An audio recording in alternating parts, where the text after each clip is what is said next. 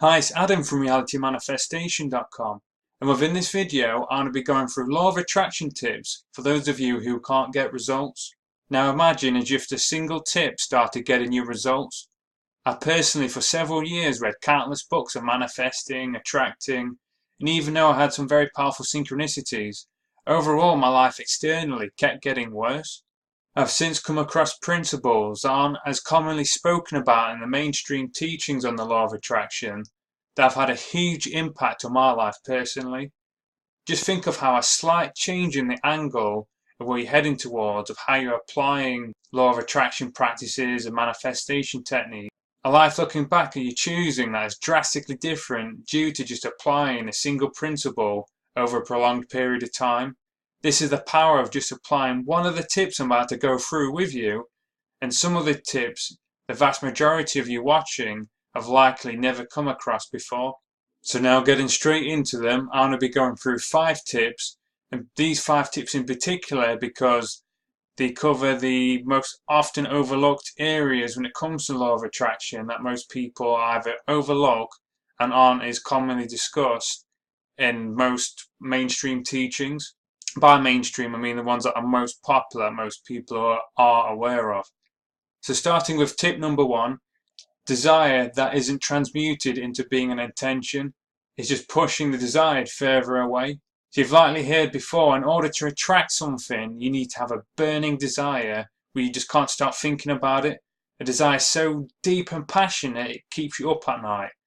This in itself does the complete polar opposite and only eventually lead to something being attracted, if at all, because of the constant focus backed by a powerful emotion of the desire, which will eventually lead it to being placed into the subconscious mind and communicated through our unconscious mind to our greater intelligence, based on what your beliefs and model of the worlds are.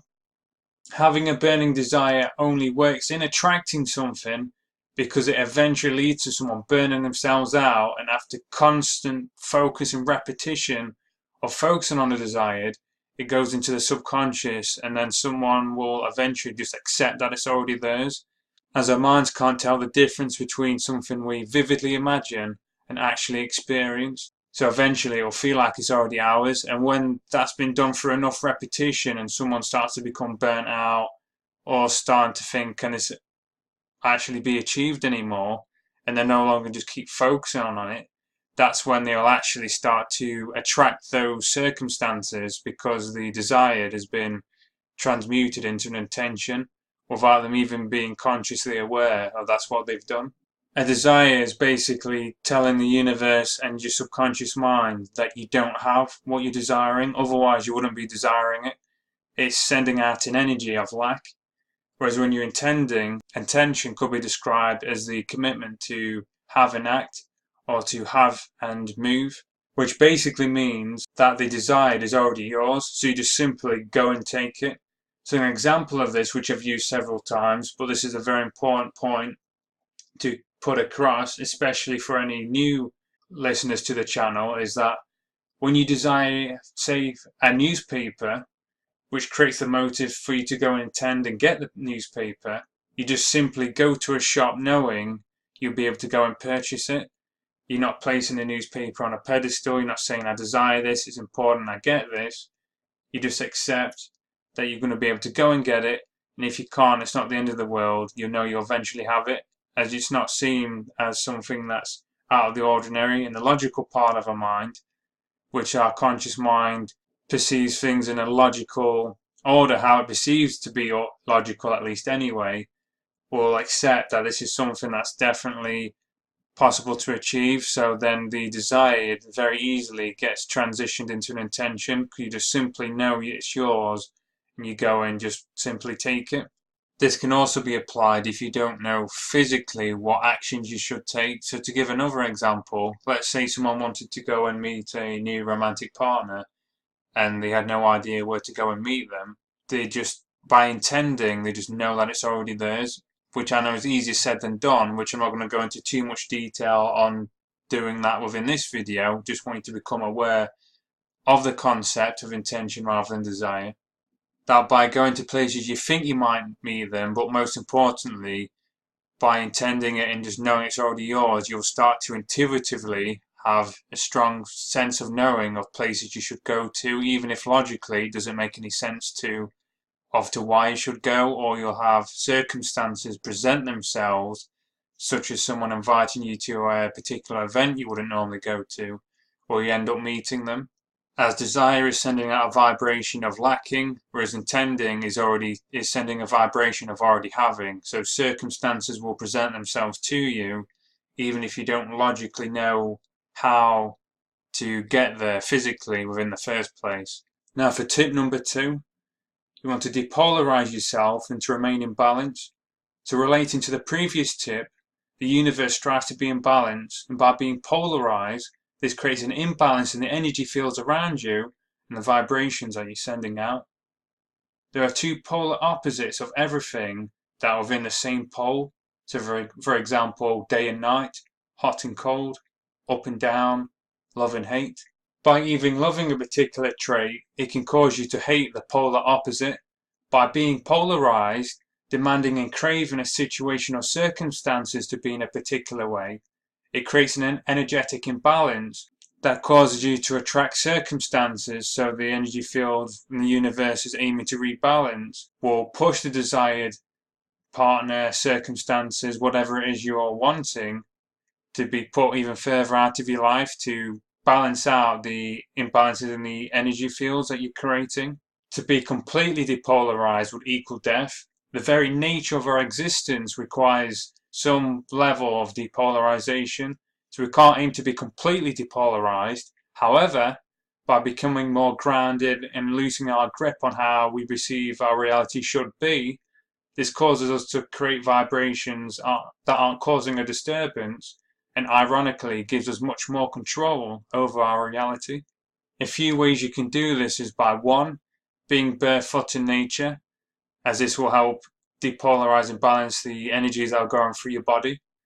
Number 2 is by visualizing a white light above you coming from the crown of your head, coming down through your body, coming out through your pelvis, that then travels deeply into the ground.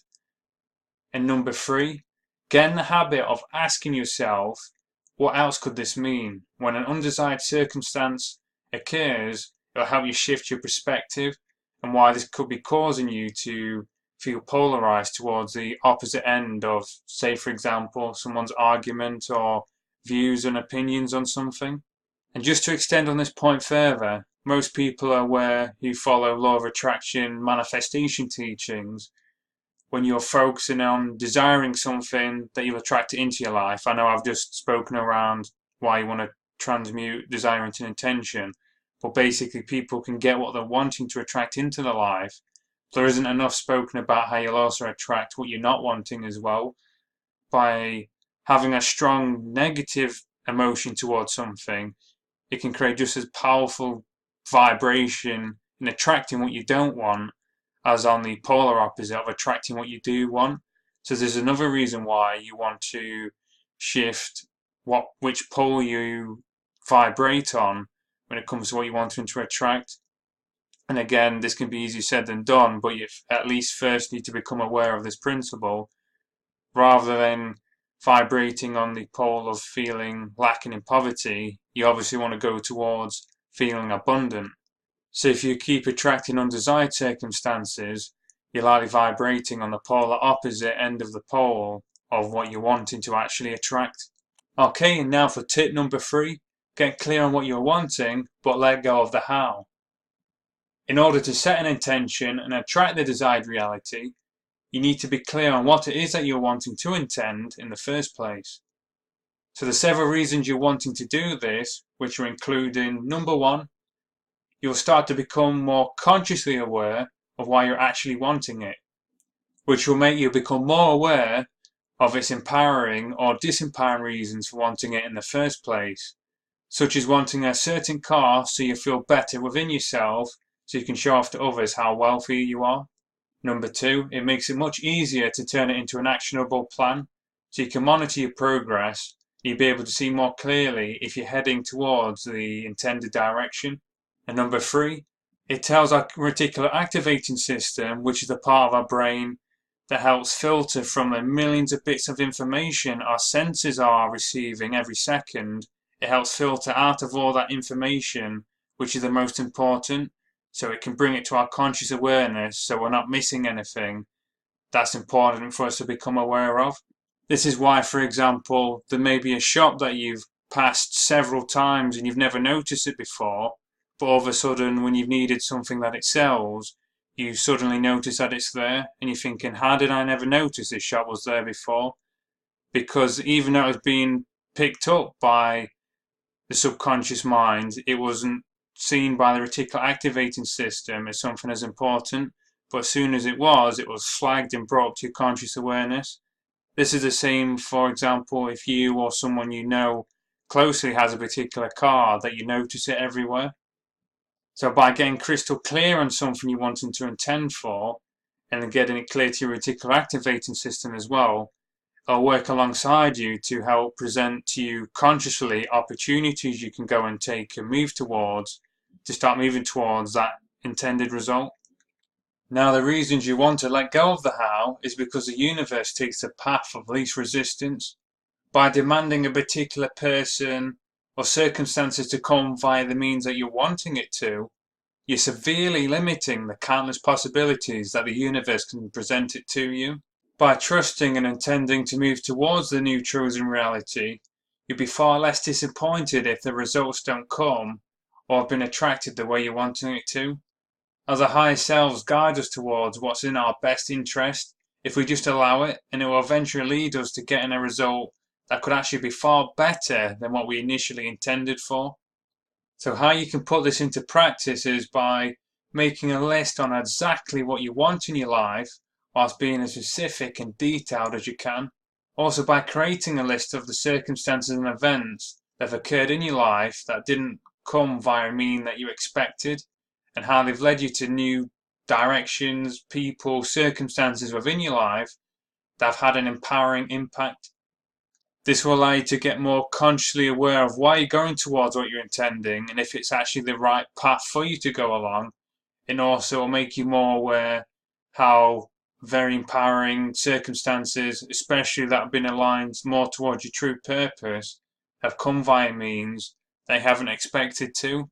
So by making this list, it will allow you to start trusting that there's a greater intelligence that helps you attract the circumstances which are actually in your best interest, even if they come via means you're not expecting. Okay, now for tip number 4. Let go of when it is to arrive unless you need to be specific.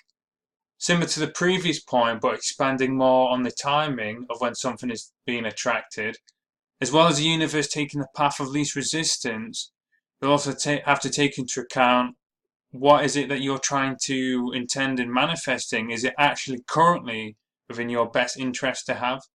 So say, for example, someone's intending and wanting to meet their ideal partner, or they may class as their soulmate.